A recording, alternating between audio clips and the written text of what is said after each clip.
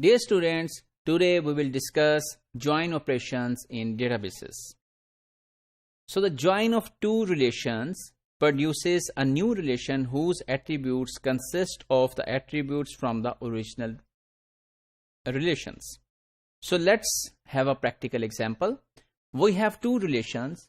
One has registration number, name and father name, and another has registration number and marks in Introduction to Computing. So you can see that you can also say that this is one file being stored at a university, all right, and this is second file stored at an examination department. So when we want to join these two relations, so we want to produce one relation like this one, and you can see that in this joining we have registration number common in both of the relations, so we will join based on this registration number. And you can see that these are two registration numbers, their name and father name are coming from first relation and the marks are coming from the second relation. So this is one typical example of joining based on some criteria, that the join will be performed based on common attributes known as registration number. So let's elaborate further that how can we join different tables or relations in databases. So for example, relation A contain attributes V and W.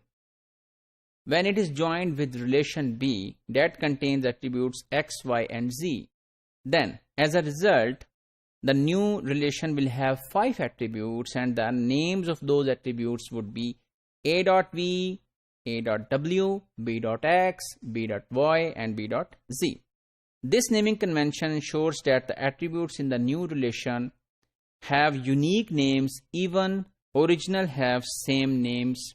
So for example, if both relation have V, so in the resultant there would be a confusion that this V is representing to which relation, either the first one or the second one. So we will add the relation name before it, like A.V or B.V.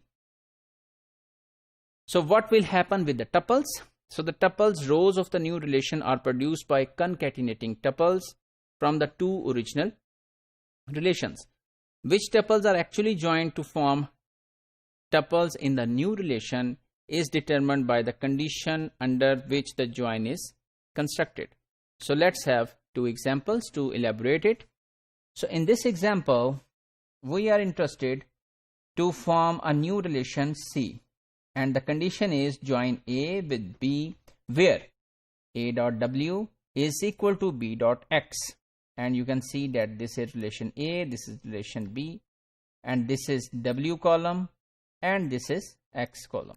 So which means wherever this column and this column are equivalent, then it should be joined. So first of all, first row will be picked from here and it will see that whether this 2 is appearing over here somewhere or not.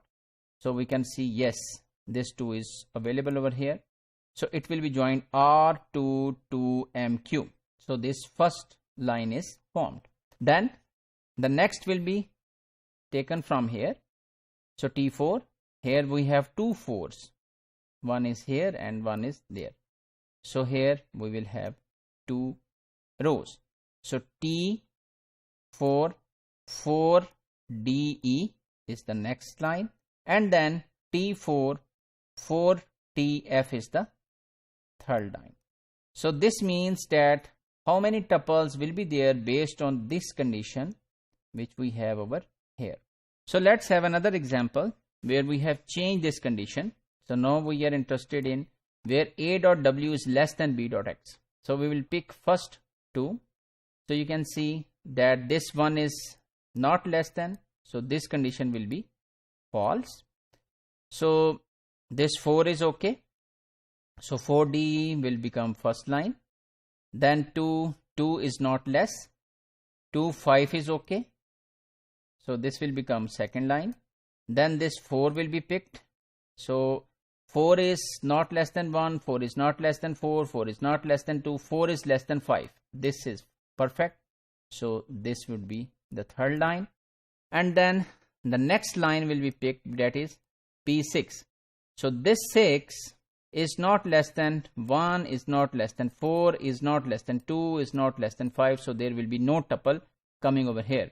So you have seen that this number of tuples is based on the conditions which we are imposing over here. So let's summarize today's module. We have learned that how join operations can be performed in databases, what happens when two relations are joined in terms of attributes and data, and we have discussed two examples to illustrate the difference.